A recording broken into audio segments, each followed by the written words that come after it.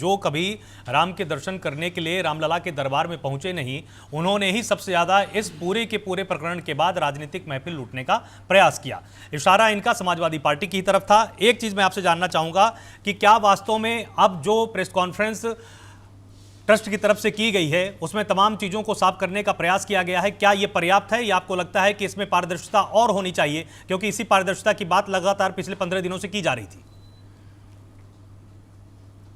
आलोक जी, पहले तो मुझे आश्चर्य होता है कि भारतीय जनता पार्टी के नेता शाही साहब पहले प्रवक्ता होते थे, अब नेता हो गए। खैर वो पार्टी का अंदरूनी मामला है, ऐसा प्रमोशन है कि डिमोशन।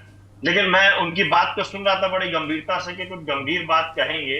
उन्होंने तो अपने ही नेताओं पे आरोप लगा दिए। ब्रजभूषण शरण सिंह को कहने लगे, अयोध्या फैजाबाद के पूर्व सांसद विनय कटियार जी को कहने लगे, कालनी में बोलने लगे। बताइए, कुछ और बोल लेते, कालने में तो नहीं बोलते अपने नेताओं को। दर्शन करने ब्रजभूषण शरण सिंह नहीं गए, वो कह रहे हैं कि मुझे तो पहले से पता था ये सब चीजें होंगी। कुछ और कह लें उन लोगों को। अब उनको आप कह रहे हो कि राजनीतिक रोटी सेक रहे हैं, ये सब कहना कम से कम अपने नेताओं से फोन पे हेलो हेलो कर लेते। यहाँ क्यों ढपली खोल रहे हैं, बहुत बजा रहे हैं उनकी। तो ये थोड़ा सा नियंत्रण रखें। पता नहीं क्यों ऐसा हो गया अश्विनी शाही जी को। पहले अच्छे थे, प्रवक्ता थे, पता नहीं जब से नेता बन गए तो क्या बड़प्पन आ गया उनके अंदर। तो ठीक है, पार्टी का मामला है, वो अपने पार्टी के नेताओं को किस तरीके से उनकी ढूंढ बजाएंगे, पोल खोलेंगे। लेकिन यहाँ मामला लोगों की आस्था और विश्वास का है। लोग आए, उन्होंने कहा हमें ना रसीद मिली, ना हमें पता चल रहा है, ना हमने ये जो रामचरितमानस की बात चल रही थी वो पूर्व आईएएस अधिकारी ये कह रहे थे कि मेरा तो ये था कि प्रभु राम के चरणों में रहें, लेकिन कुछ दिन रखा गया, दूर रखा गया, फिर हटा दिया गया, कहाँ है मुझे पता नहीं। तो आरोप लगाने वाले तो भक्ति, हम तो उनकी आवाज में आवाज मिला रहे थे, न्याय मिले, आज सामने तो आ गए। कहाँ छुपा के रखी गई थी, कहाँ दुबका के रखी गई थी, कहाँ क्यों सामने नहीं रखी गई थी, आखिर क्यों लोगों को पर्चियां नहीं दी गई। भाई कोई भी व्यक्ति अगर दान दे रहा है खुल के, तो उसको रसीद देने में क्या दिक्कत थी, क्या परेशानी है? क्या उस पर जीएसटी लगना है, क्या उस पर इनकम टैक्स लगना है? तो अगर लगना भी है तो इनको क्या दिक्कत होनी है? तो अब सवाल तो यह है कि जो ट्रस्ट था वो इतने दिन से खामोश था।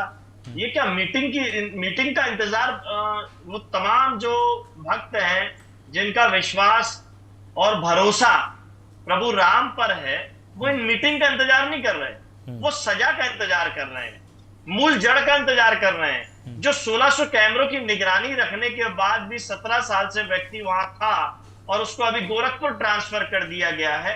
आखिर उस सीसीटीवी कैमरे की निगरानी ऐसी क्या रखी जा रही थी कि 40 दिन में 70 बार चोरी उस सीसीटीवी में दिख रही है, और बताया जा रहा है कि 8 महीने से वो सीसीटीवी बंद थे। तो सजा किसको होगी? इंतजार उन सब चीजों का हो रहा है। ये बैठकें, एसआईटी, ये सब गुमराह करने के लिए तो बहुत अच्छी हैं। इस्तीफा दे दिया, इस्तीफा स्वीकार कर लिया, इस्तीफा स्वीकार नहीं किया, ये खेल खेलते रहिए आप अंदर। लेकिन इस खेल में कोई नहीं पड़ रहा। सब चाहते हैं कि सजा हो, कठोर सजा हो, उसकी प्रतीक्षा कर रहे हैं। और वो न्यायालय के माध्यम से संभव है, न्यायिक जांच से संभव है। ये किसी एसआईटी से नहीं हो सकता। जो 9.5 साल में एसआईटी बनाई हुई, तमाम एसआईटी बनी, लेकिन किसी को भी सजा नहीं दिला पाई अभी तक। कोई एक नाम बता दे भारतीय जनता पार्टी के नेता अश्विनी शाही जी कि एक एसआईटी हमने पेपर लीक पे बनाई, देखिए इसको सजा दिला दी। एक एसआईटी हमने झांसी के नौनिहाल बच्चों की मौत में बनाई, हमने उसको सजा दिला दी। एक एसआईटी हमने स्वास्थ्य व्यवस्थाओं के खराब होने पे, शिक्षा व्यवस्था खराब होने पे, हमने भ्रष्टाचार को लेकर के बनाई थी और देखिए उसको सजा हो गई। कोई एक एसआईटी का परिणाम तो बता दें। ये आधा अधूरा कागज दिखा के या आधा अधूरा ग्लास दिखा करके किससे पूरा विश्वास लेना चाहते हैं? ये लुटेरों डकैतों का मिलीभगत मामला है। विश्व हिंदू परिषद किसका संगठन है, आरएसएस किसका संगठन है, और उनकी कौन किसका पिता है, कौन किसकी औलादे हैं, ये मुझे बताने की जरूरत नहीं है। आरएसएस और विश्व हिंदू परिषद को कौन अपना पिता कहते हैं?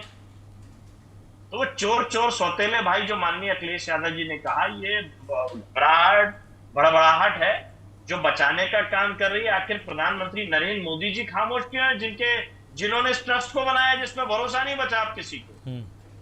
उनकी खामोशी बताती है। जो अटल बिहारी वाजपेयी जी का एक वीडियो में सदन में देख रहा था, जिसमें वो कह रहे थे कि अगर चोरी हो रही है और चौकीदार रूप में जो कुत्ता बैठा है और वो खामोश है, यानी वो उन चोरों को जानता है। ये जो मैं भी चौकीदार बन के चुनावी चौकीदार बने थे, वे चोर चोर सौतेले भाई सब एक दूसरे को जानते हैं और बचाने का खेल खेलते हैं।